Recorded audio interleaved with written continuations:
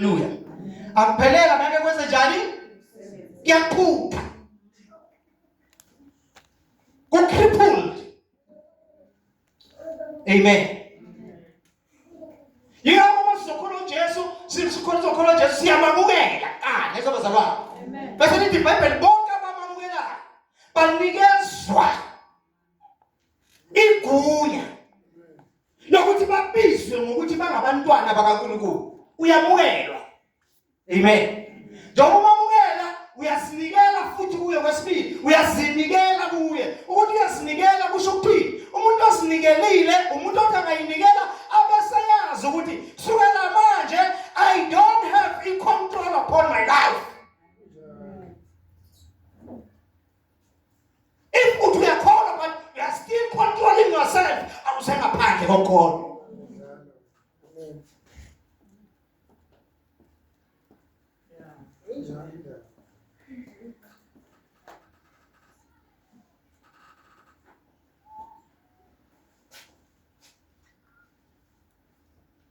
Ukuyinikela futhi understand ukuthi kusho ukuthini. Wena mawunikela umuntu umuntu nomnikela ngophi imali manje ukuthi naye le mali ngiyakupha. Uyamupha ngokusho umphini. You don't have a say phezulu leyo mali. Because umnikelile. Uyinikelile kuye. Awusenayo isay. Awukwazi ukuthi ngiyakunika nje imali ungayi kodakwa ngayo. Awumnikele la. Because usayicontrol mos. Ngiyakunika nje imali yami. Ngabe kusiyodakwa ngayo. Amen. Yamamukela, uyayinikela. Amen. But konke lokho ngeke uyinikele umamukele ungaqalanga ngokumthemba. Yamethemba. Umenze njani? Uyamethemba ukuthi ngumisi uyamethemba. Yingakho uNkulunkulu mayeqala ukuzobonakala kaAbraham, ubonakala negama lokuthi Abraham, I am the Almighty God. NguJehova umnini mandla onke. Uziveza njengomnini mandla onke. Then Abraham ngingamethemba in whatsoever. Ngingamethemba in whatsoever. Ngoba ungumnini mandla onke. Amen.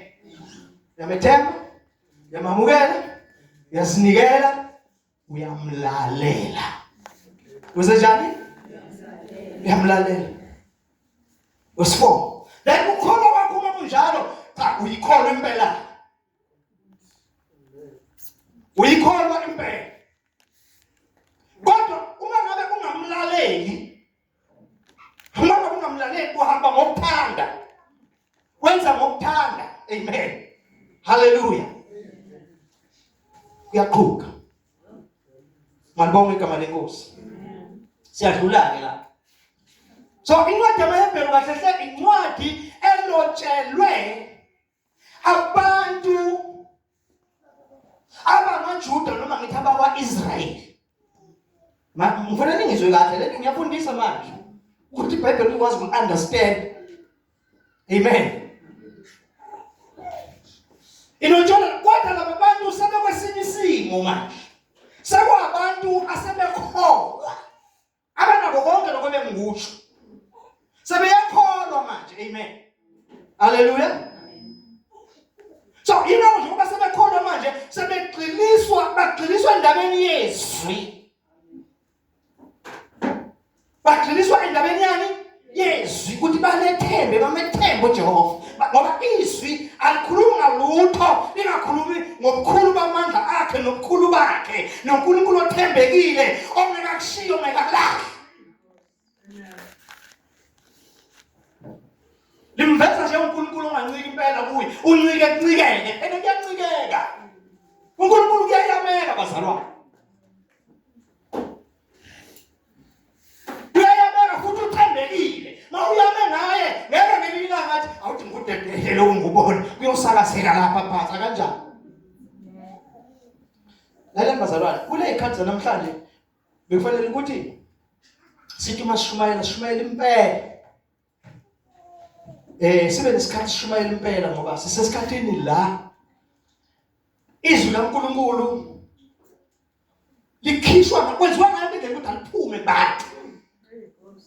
bafuna bahlukaniswa impela abantu nezwi labani bahlukaniswa impela abahlukaniswa abantu kuphela bedefend izinto zabo ngamanye amagama ngisho bahlukaniswa abantu bedefend izinto zabo kodwa kubona abantu kuphela even ikhathas kuzo sikutshela ukuthi wena uma usadepende usarely kuNkulunkulu engathi usele emuva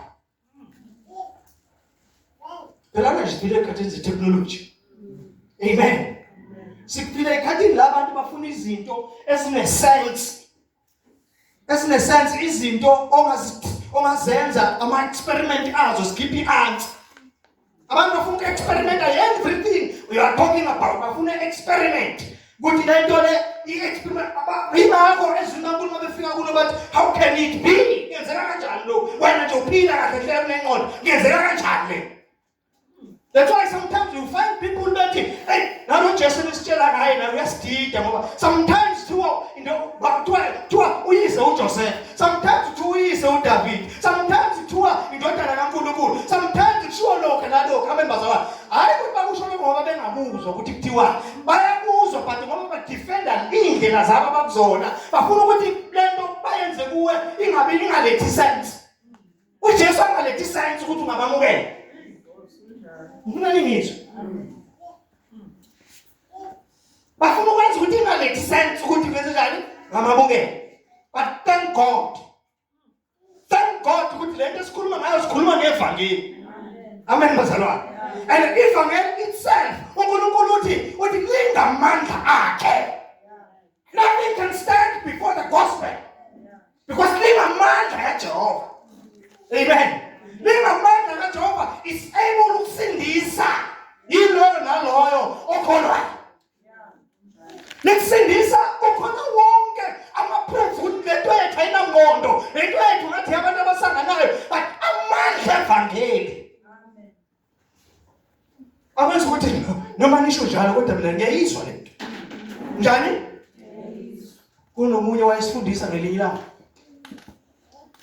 Uthi kwakukhona omunye babehlezi nje iyakhuluma. Manje bekhuluma ugxeka le ndaba yensindiso. Uthi hayi lento yensindiso nje into engekho. Ayisho ngasindiswa kanjani. Usanyethela impuka. Hawu labantu abathi uJesu bona ayizwa ngaphakathi. Nakaze uhlangana nalabantu bejivaza abantu ukuthi bathi akho umuntu wethu uJesu ngaphakathi. Bathi umuzwa ngaphakathi bathi la phakathi. Bathi kunesalukazi. Sihlele isituli. Bakhuluma nesituli nje. Siyiphathele i-orange lo selihluka nje. Selihluka siyasuka siyalile. Sesisukuma sathi endala. Uyabona leli orange engidlayo. Umnandi balo buziwa yini? Umnandi balo bani? Yini? Noma kunekho proof lesho ebhadela ukuthi ngidla. No Jesu njalo. Umnandi kaJesu umuntu amsindisile owazi kwenzakalele empilweni yakhe. Kumbula bazalwane ngelinye ilanga uJesu wasukumisa umuntu echibini laseBethesda. Amen. Angazi noma sichibini laseBethesda noma omunye yini. Wasethamba ungatshela umuntu. Amen.